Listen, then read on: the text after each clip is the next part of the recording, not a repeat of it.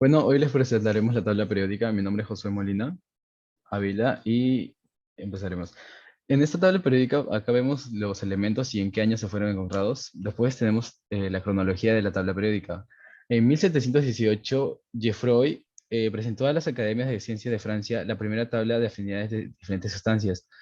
Eh, pero esta tabla no se contó, pero gracias a ella fue el principio de las siguientes tablas periódicas. En Lavoisier, en 1789, clasificó los elementos gracias a su nomenclatura y los clasificó en cuatro grupos. Sustancias simples considerados elementos de los cuerpos, incluyó el calor y la luz. Sustancias simples no metálicas, oxidables y acidificables. Sustancias simples metálicas, oxidables y acidificables. Y las sustancias simples salidificables térreas.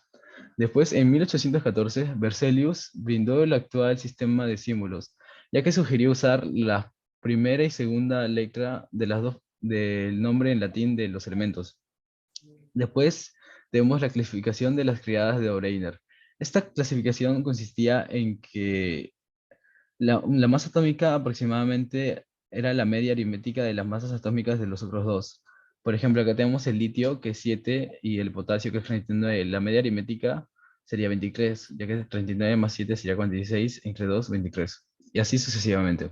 Después, en Newlands, eh, propuso la ley de las octavas en 1864. Ordenó los 56 elementos conocidos por su peso atómico en columnas verticales de 7 elementos cada uno, y notó que en varios casos en las filas horizontales coincidían elementos con propiedades similares y presentaban una variación regular. Acá podemos ver la tabla de Newlands y la tabla de Geoffroy. Después, en 1869, Mendeleev ordenó la tabla en base a su peso atómico y ordenó de la manera vertical, pero algunos elementos eran erróneos y los corrigió gracias a sus propiedades. También dejó espacios para siguientes elementos a descubrir. Después, en 1913, Monseley, gracias a experimentos con los rayos X, logró del peso atómico obtener los números atómicos, así pudiendo superar las dudas de la estructura del átomo.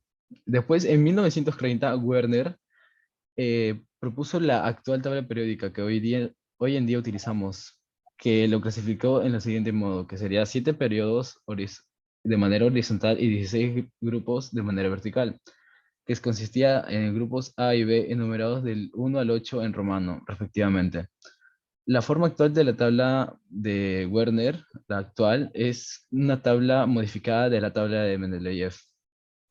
Después tenemos nuestra tabla periódica que nosotros propusimos, que son los bioelementos, que serían los bioelementos primarios, el CHOMS, bioelementos secundarios que tenemos acá en el medio y oligoelementos, que los oligoelementos no nos hacen daño en baja cantidad, pero en excesivamente sí nos podría causar muchos daños. Y estos son vitales, ya que el 96% de nuestro cuerpo lo utiliza.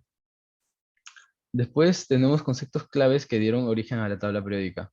Bueno, los conceptos claves serían la masa atómica, ya que gracias a ellos se pudo ordenar a los primeros elementos para posteriormente, con la ayuda de los rayos X, se pudieran descubrir los números atómicos y dar vida a la actual tabla periódica. ¿Y qué información nos brinda la tabla periódica? Bueno, la tabla periódica sobre todos los elementos encontrados actualmente, como su peso atómico, número de protones y electrones, neutrones, qué tipos de familia pertenecen y a qué nos ayuda a ubicar y a qué nos ayuda a ubicar los elementos de una manera más ordenada y fácilmente.